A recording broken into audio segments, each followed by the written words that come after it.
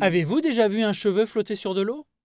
Dans votre salle de bain, ça n'est rien qu'un trait noir sur un fond d'émail blanc. Pour autant, regardez le reflet d'une fenêtre sur une surface d'eau et qu'à cet endroit précis passe un cheveu. Vous percevrez la nature du phénomène qui lui permet de flotter. La tension superficielle.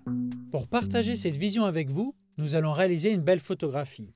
Remplissons d'eau claire un plat avec un fond noir.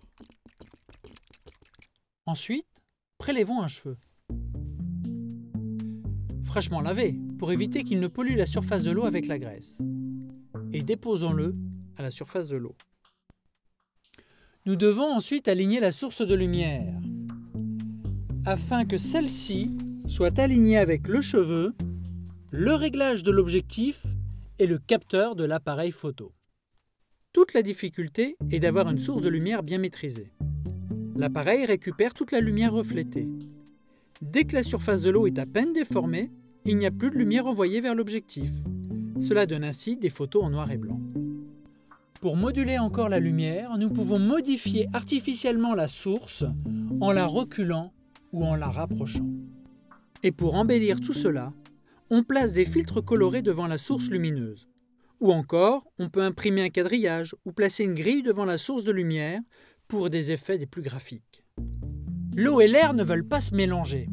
De leur opposition se crée une force le long de la surface qui les sépare, la tension superficielle.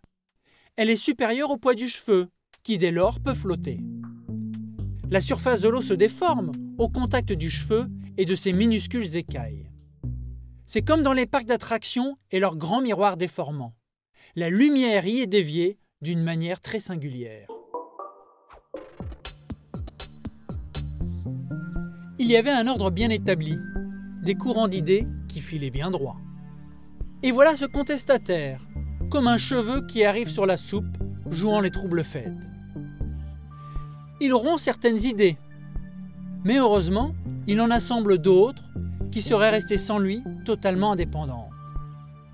Bien sûr, sur les bords, il concentre des nœuds, comme autant de prises de tête sans solution. Mais bon, sans cela, ça serait l'évolution, et non la contestation.